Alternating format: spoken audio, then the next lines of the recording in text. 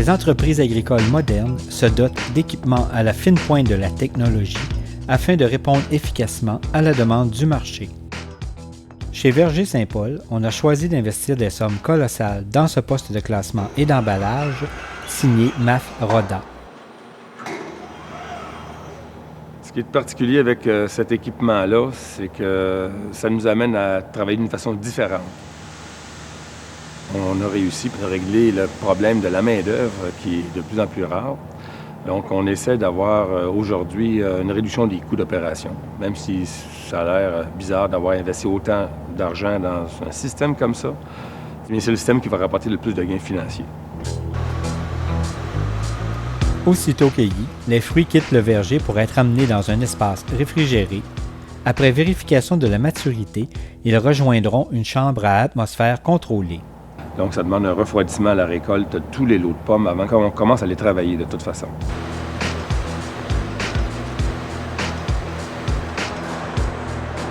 Ce robot-là va prendre de façon automatique les boîtes une par une. On va les faire déposer dans l'eau en faisant une rotation. Donc, c'est un système qui est assez efficace, celui-là, par rapport à d'autres systèmes de robots. Lui, il y a une rotation qui permet de vider plus rapidement le palox ou la bine. Alors, on a de l'eau brute ici là, qui se salit assez rapidement parce qu'il faut comprendre que les palox viennent du champ. On est dans la partie brute non traitée.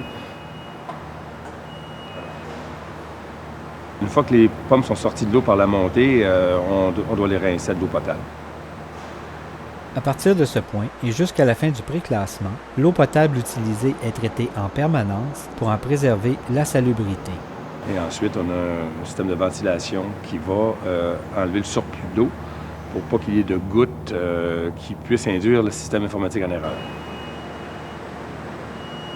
Un système de courroie aligne les fruits sur 4 rails afin de les acheminer jusqu'au lecteur optique où chaque fruit est photographié 30 fois par dizaine de seconde, en plus d'être pesé.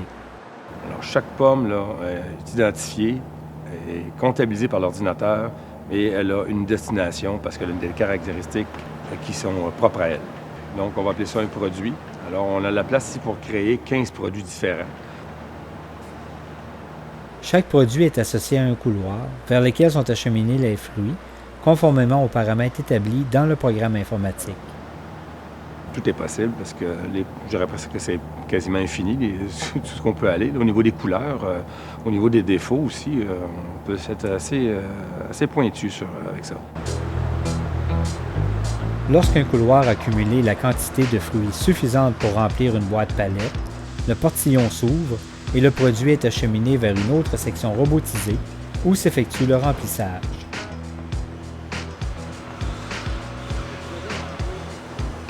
Toutes ces étapes du préclassement constituent la clé de voûte qui assure l'efficacité des opérations d'emballage et garantit la qualité du produit fini. La machine donne un rendement, là, je dirais, là, autour de 97 % de qualité. Là. On pourrait aller plus que ça, mais faire attention. Dans une balance gagnant-gagnant, on a des producteurs qui nous approvisionnent. Alors, on ne peut pas surdéclasser là, pour faire plaisir au commerce. Il faut juste être prudent avec ça. Il y a des limites. Il faut quand même vendre tous ces fruits-là et bien les vendre, parce qu'on va avoir des fournisseurs demain, nous aussi. Là. La machine permet de déclasser les pommes grêlées. Donc, si la personne est grêlée de 30 à 50 60 on est capable d'aller sauver son lot. La partie qui est bonne, qui est viable en entreposage. Vraiment, c'était impossible de gérer un lot qui était grêlé à 40 parce qu'il y avait trop de déclassement. Sur l'ensemble de l'année, quand on ressort les pommes de l'entreposage, tout est bien séparé. Donc, au niveau de la manipulation, tu joues moins avec les pommes. Donc, tout l'équipement ici est designé pour pas qu'il y ait d'étranglement ou de point qui va faire en sorte que, là, ça passe plus. Donc, le rendement réel, c'est le moyen le plus faible de l'installation, mais toute l'installation est cohérente. Là. On a une capacité qui est égale du début à la fin, jusque sur la ligne d'emballage, d'ailleurs. L'uniformité là, du matin au soir, lorsqu'on fait un traitement dans cette machine-là, elle est toujours la même. Il n'y a pas de fatigue. L'être humain ne peut pas garder une concentration avec un travail qui est quand même assez difficile, assez répétitif.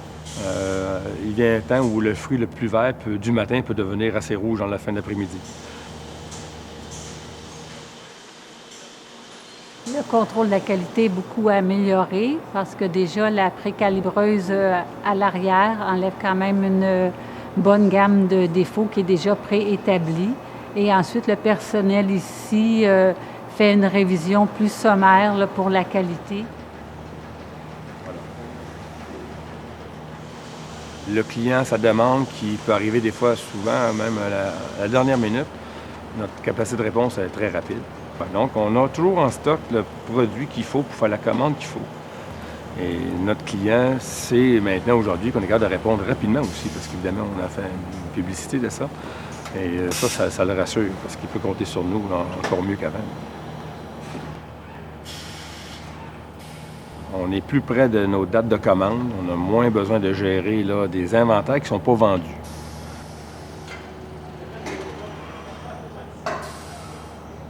Moins de vieillissement du produit dans les boîtes de carton. Comme ce sont des fruits quand même, il y a une vie qui n'est pas éternelle à ça. Là.